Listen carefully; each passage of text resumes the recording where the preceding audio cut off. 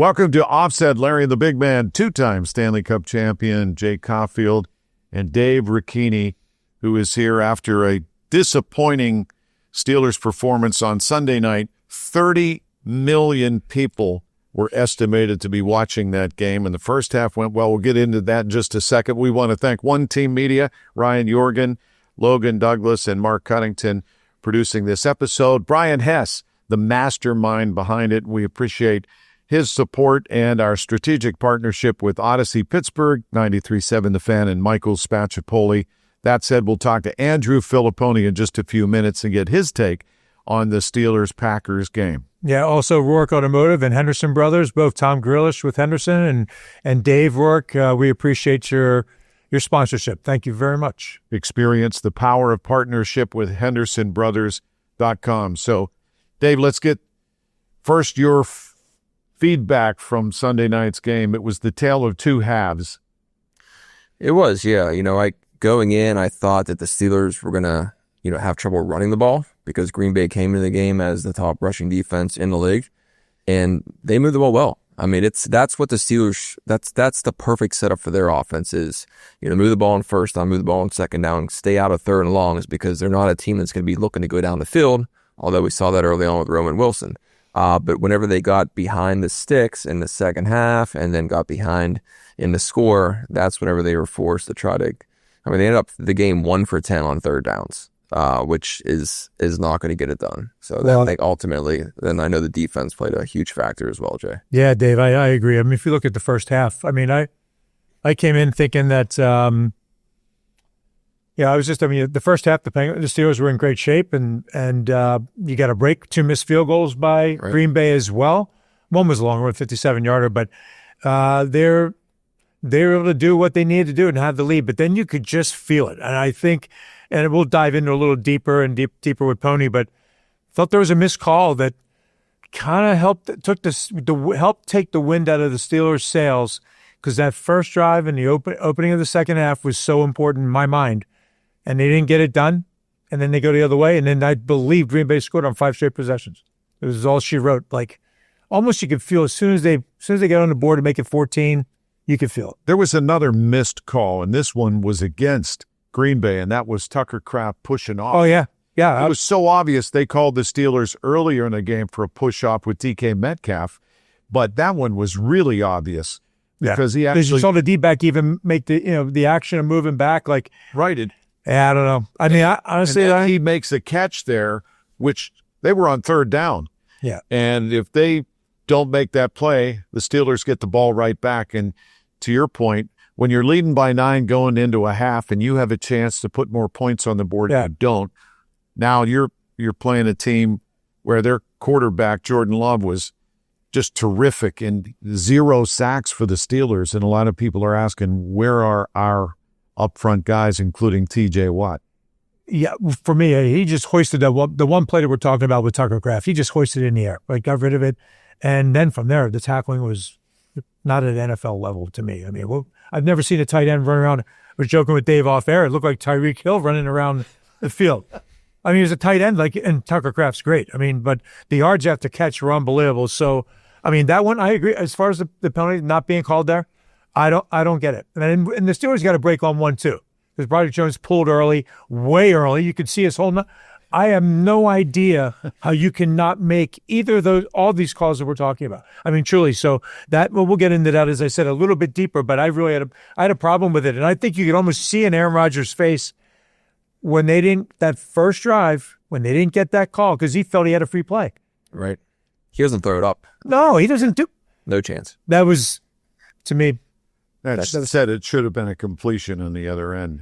Come back to the ball a little bit. Yeah. But... yeah. If ifs and buts were berries and nuts, we'd all have a Merry Christmas. So you are what your record says you are. Yeah. We'll do a deeper dive with Andrew Fillipponi. But that said, the winner really between the three of us is Dave. Dave. Yeah. Dave went 31-17 Green Bay on his pick. Jay said 24-17 Steelers. I said 28 No, Dave. 24 Steelers. So Dave's the hero today. He gets the injured dog. He gets it. We're hitting him out left and right now. So we're going. Dave, truly, Dave was a great. Now I could say this. I can sit there and say this. If you looked at halftime, would you think? Okay, I'm sitting there going, all right, we get the ball in the second half. I mean, you have to think that for a second. I felt that Green Bay was overrated, right? But when you don't play defense, they're not. Green Bay's going to go into a next. I don't know who they get next, but when nobody can stop you, or you throw 21 straight completions, like you said, Larry, they make you look like world beaters. When in fact, they're solid. They're solid. I'm not saying that. I'm just saying their offensive line was really good in protecting Love. Yeah, it seems like everybody's been really good at. Green Bay hosts Carolina. I would say in the first half when the Steelers stifled Jacobs in a running game, I thought the Steelers were in control because that's coming in. We saw the week previous with Chase Brown, he ran all over them. So when they were able to hold him and really basically shut down a running game in the first half, I'm like, okay, they got a chance here. Yeah, McManus missed that field goal at the end of the first half, and you thought, okay, to preserve a 9-point lead, you thought maybe Steelers got some mojo, and then the wheels came off late in the third in particular. But they scored how many times on every drive? I think it was 5. I think it was 5 straight times. By the time you got to the fourth quarter, they didn't look good. They had, a chance maybe with the 2-point conversion that wasn't good. DK Metcalf couldn't make the catch. I don't know how you guys feel. I found it wild that Parsons, moves around the way he moves around. And the way I know Chris Collinsworth talked about it all night long about Parsons being in the middle behind the nose tackle. I go, well, it's not like that's great for them to make the decision to put him in different spots. I'm sure all the fans that are watching. He had 1 sack. Yeah. He created 2 others. But he pushes it different. Like you can see things squeezing on Aaron Rodgers. And Rodgers knew even the one that he rolled out and threw away. Yeah. He could tell. Yeah, he knew he was on his tail. So, but it's kind of wild how they handle it and how our defense. Something just needs to be done. Whether I don't know what you do, and you're in the midseason in football, but to have it look that way, injuries played a part late in that game. But you should be able to have a next man up kind of guy and not lose completely. Have it completely get away from you, Dave. And I don't know what the numbers were in the second half, maybe, but it was just again they dominated. The problem now, too, is the early bye week. They don't have that benefit to try to reset. Yeah. They're playing every week now. It's mystifying because on paper they got a lot of talent on defense. They just can't find the right combination. Clearly, the last 2 games have been, disastrous on defense. One giving up a lot of yardage on the ground. Others, last night, you made, Jordan Love look like... Well, that is the one thing I would say. I will say this, and I'll talk more about it with Pony. But what is your identity on defense? I don't see one. You don't see. That's a great question. The nastiness. Like I'll bring it what up. What is your identity? Yeah. That said, you've got a streaking team in Indianapolis coming to Acrisure Sunday at 1. So, Jay, how do you even forecast? I'm not. I think if you look at any strong offensive-minded team, I think it's about. I thought the Steelers would come out after being not feeling great about the game or embarrassed. If you're on that unit, you would be embarrassed about what you did in Cincinnati. I would have thought they would have come into Green Bay or have Green Bay come into them, and we would have seen an attitude adjustment, like just across the board, angry, not letting guys run free. And I was wrong. So I'd like to think again, is it going to take 2 weeks of being embarrassed that you come out and as a unit and try and hold up the Colts? Jonathan Taylor, unbelievable right now, right? And Daniel Jones makes all the throws he needs to do. He's been really good. I don't have a lot to. It's going to be tough one for that. If you can't stop somebody, then the heat falls on the offense to try and produce something, points all the time, not just field goals. It doesn't bode well if you can't have an attitude adjustment or whatever adjustment needs to be made on the defense side of the ball. I don't like it at all. So what's your call? I'm going to go. Okay, look, I was wrong last week. I thought the Steelers would come back and beat Green Bay. This one, I hope I'm wrong again on this pick, but I'm saying 35-21 Indy. All right, Dave. I mean, there's a lot to. Yeah. I mean, this is the second straight week where the leading receiver for the opposition coming in is going to be a tight end. You have Tyler Warren now coming in with Indianapolis. You mentioned Jonathan Taylor. He's on. I mean, Michael Pittman was unbelievable for him too. Michael Pittman. Alec Pierce is one of the best deep ball catchers in the league. He led the league last year in yards per catch. Is leading the league again this year. Taylor again is on another world. Daniel Jones has not been sacked on third or fourth down this season. Think about that. I'm going to go back to the well. I'm going to say 24-20 Colts. 24-20 Colts. And I'm going to say 24-21 Indy. Oof. Well, first of all, I wanted to we got to give Dave props because that was a great pick last week. It was very good. Thank you. Very good pick. Yes. So, and why don't you lead us with your Yinzer dog? Yeah. You're just trying to make Jay happy because he always has to go first. No, he went. That was supposed to be first on the predictions, not on your injured dogs, but predictions. It's fine. No, I'm kind of like, in golf, technically, if you shot man up, the low score, you get to tee off first. All right, I'm gonna throw three names out. They're gonna do like the 3 stars from the hockey. Your third star for the Steelers would be Aaron Rodgers. Okay, just because they're the issues nobody else aren't with Aaron. No, I think everybody agrees with that. He played well. The other two, I'm toss up. I'll go Roman Wilson. Played 46% of the snaps. Had the big catch on the opening drive, led to a field goal. Had the touchdown late. Maybe it didn't mean much there. And then Chris Boswell. I mean, if they don't have him, yeah, I'm not sure it's a game. I know I predicted a 2-touchdown win by the Packers. If not for Boswell in that first half and late I think it gets even more blown out of proportion. Take for granted a 56, 57-yard field goal. And McManus is missing on the other side for Green Bay. So, yeah, I see your picks there. I like Aaron Rodgers in there too because if you look at his numbers and what Jordan Love did on the one side is one thing, but on this side, like you had to play the DK Metcalf in the end zone that got taken out of his. You need guys to make plays for you for each Guys need to make plays for the Steelers to win. You need somebody to pick it up and be better than the man at that time. I thought Metcalf would have had that one, but got away. So his numbers could have even looked different as far as just on the board with touchdowns. I'm going to say he's one of my picks. I have Wilson there because of what all the talk about and all the talk about needing another receiver. Somebody had to come up big outside of Metcalf. He's getting all the attention. Like they can literally take it away. It's too easy. So I'm going to say Wilson. I thought Boswell, I think he's outstanding too. I mean, it's not even it's like splitly uprights. Yeah. I mean, that's my 3. I think, do I need to make my choice now?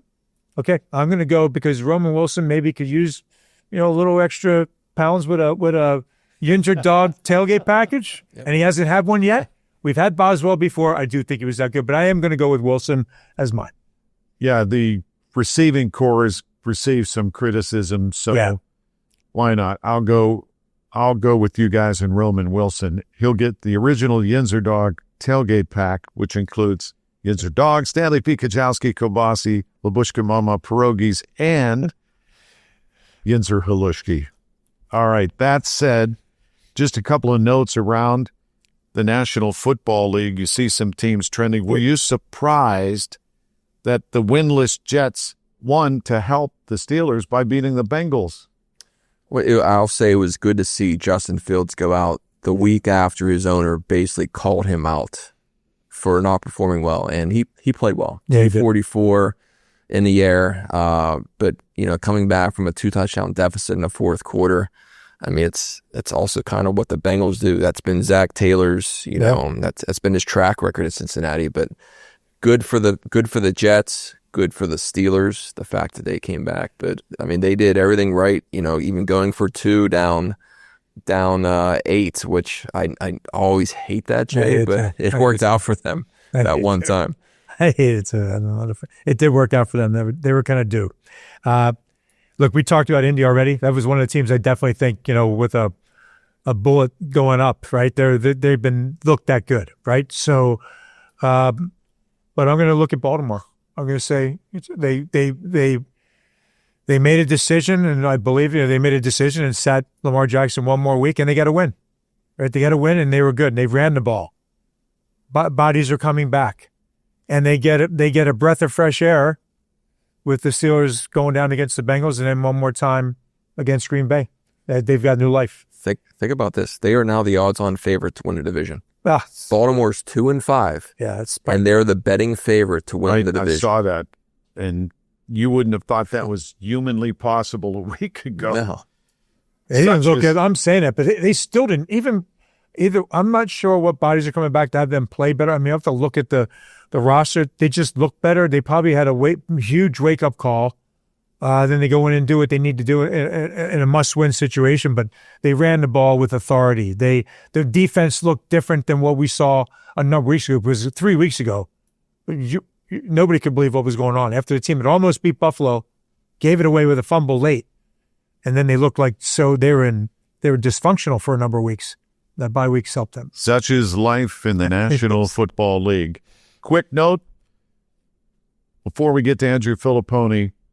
The Hall of Fame, the Penguins, last Saturday, great. You're going to hear from Ronnie Francis here in the near future on Offset. But, Jay, you were part of the committee. Talk about that evening on Saturday, the special night. Yeah, they did a great job for everybody. They came in, they had a dinner Friday night all together, and then special get to see their, what it's going to look like inside the arena. They each got a jacket, which was wonderful, done wonderfully, like a Hall of Fame jacket, but inside of it, they had pictures of what, what they did holding the cup, whatever it might be. I saw them hold the photo with them holding the jackets open. Yeah, Jen Belomo at Belomo for the Pens and just across the board, all the work that they did together to pull it off. Mario and his wife Natalie were at the game. Everybody was very impressed with it. Scotty Bowman, Eddie Johnston, Kevin Stevens, and Ronnie Francis, who we said going to be nice to have a surprise guest for us here. I think it was a really nice night, and how they did it to bring back the Hall of Fame. It was a lot of work. Took a lot to get it going again, but it's a great thing. There's so many great players that are deserving to get into a Pens Hall of Fame, but these ones, it was a great start to it to get it back going. And Dave Ricchini, you spent enough time producing shows. This is a special class, and I'm glad that the Penguins have reignited the Hall of Fame. And those are fun shows to do, too. You kind of go down, down history lane and revisit some of the stories from those players. I'm sure you guys talked about them on the pregame show and then the ceremony, and see the current day players too react to the people when they come back. It's always a special moment. Thank you, David. And now it's time to check in our weekly visit with 93.7 The Fans, Andrew Fillipponi, afternoons 2 to 6 with Chris Muller. They call him the PM team. Welcome, Andrew. Yeah. Welcome. That's what the Steelers do defensively. They roll out the red carpet for people, Larry. They say, here, have a first down. Go hang out in our red zone. Score touchdowns. By all means, do whatever you want against us. Welcome. Very apt word to start here. Welcome to Acrisure Stadium. Jay? Pony. Yeah, that was pretty straightforward. Pony, there's how we, in all sports teams, and especially in hockey, would say, what's your identity? What's the identity of the Pittsburgh Penguins? What's the identity of the Pittsburgh Steelers right now? That's you can't pinpoint one thing. Is there, it's just, for me, it's big in hockey and it should be big in football too. What is the Steelers' identity or lack thereof? Well, I think offensively, they tried to form an identity around this offensive package that had the sixth offensive lineman and had the extra tight end, Darnell Washington, and running the ball out of that specific formation. And it worked until it didn't in this game because Seumalo got hurt.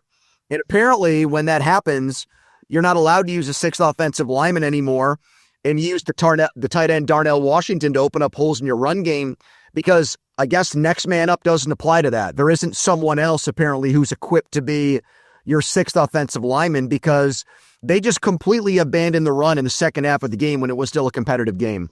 And they were talking about it on the broadcast all night. That's where the Steelers found success. Chris Collinsworth kept saying it. Defenses have not figured out yet what to do against this big, heavy formation. And then they, I think, on their own, because of the injury, basically nip it in the bud. But as far as the defense goes, there is no identity at all. The identity of this team that they want the identity to be is to be a great run defense, and they always stop the run, and you can't run it on the Steelers. Well, last night they made a decision to slow down the Packers' run game, but they forgot that Jordan Love was picked to replace Aaron Rodgers for a reason, And the guy just basically sat back in his lazy boy and completed pass after pass after pass against this defense with very little resistance. 21 straight completions by Jordan Love, but none more devastating than to a tight end, Tucker Kraft, who was open a lot and made a lot of yak yards after the catch. They had no answer for him like Jamar Chase a week ago.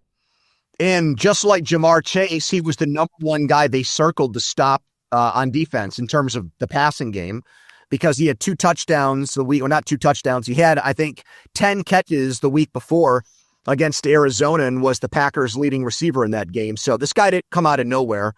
He's been their number one target all year, and they knew that he was probably going to get the ball, and they still couldn't do anything about it. Their safety play is really bad.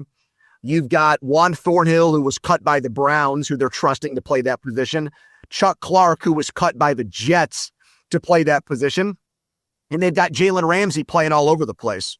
Then Elliott is a much better run defending safety than he is a pass defender, and now he might be out for the year. So, everyone celebrated that Minkah Fitzpatrick trade. I did too, because you got 2 for 1. You got Jalen Ramsey and you got Jonnu Smith, and both at different points have been productive, especially Ramsey. But I think the back end of their pass defense has suffered. I was not the biggest Minkah fan because he wasn't forcing turnovers. It didn't feel like you were getting your money's worth from him. But those safeties last night were terrible against the Packers tight ends. And that's an area where your linebackers and safeties got to get the jobs done in that matchup. And they just did not even close. And Jordan Love knew that, and he didn't shy away from it, kept going to it over and over and over again. And why not when the Steelers can't stop it? Pony, I thought there was, certainly we could just keep hammering away at that. I totally agree with everything. I was just going to say there was one play early in the third quarter, and there's no excuse to this. It's not like, hey, it would have been, or what if, but I can't stand that the ref, with everything they dissect from a referee standpoint, when you see somebody jump off sides, all of us on TV, I'm sure everybody in the building knew that the Green Bay Packers jumped off sides, almost felt like Aaron Rodgers had a free play. And they come away not, and for me, why I mentioned it was 3rd and 8, it would have been 3rd and 3, and you have a better chance to keep a drive alive. I thought that initial drive was going to be key to the success the rest of this game, and it gets shut down because you can't make a call. And they missed one on against the Steelers too, when the tackle pulled early, which was so obvious. I just can't believe that they let stuff go like that. And that to me was an obvious defensive offside, and they didn't call it. And I think it killed the momentum. I mean, you could have got a first down, and we don't know what would have happened if you get up and get points on the board there. I don't get it. Well, me neither. That's something that they don't look at on replay when it's that obvious. We've seen New York buzz in and call penalties like in the Lions-Chiefs game this year. So I don't know why, if you're already kind of opening up Pandora's box on that, why it wouldn't apply to an obvious play like that. It almost looked like the referees had a conference because they were in communication with somebody in New York that was trying to make a decision on whether or not they felt it was appropriate to overturn it if they could get away with it, which they should have, because it would have obviously been the correct thing to do. I still think Roman Wilson's got to catch that ball. Now, overall, he had his best game, and he caught a touchdown at the end, and he caught that great play by Rodgers on the opening drive, that great throw by Rodgers. But that's a play I expect him to make. I thought wide receivers dropped balls last night. I thought Metcalf has got to fight harder on that throw that Rodgers made to the end zone, and he's one of the strongest receivers in the NFL. He's got to find a way to hold on to that ball and make it so the defensive back doesn't knock it loose. That would have been a touchdown.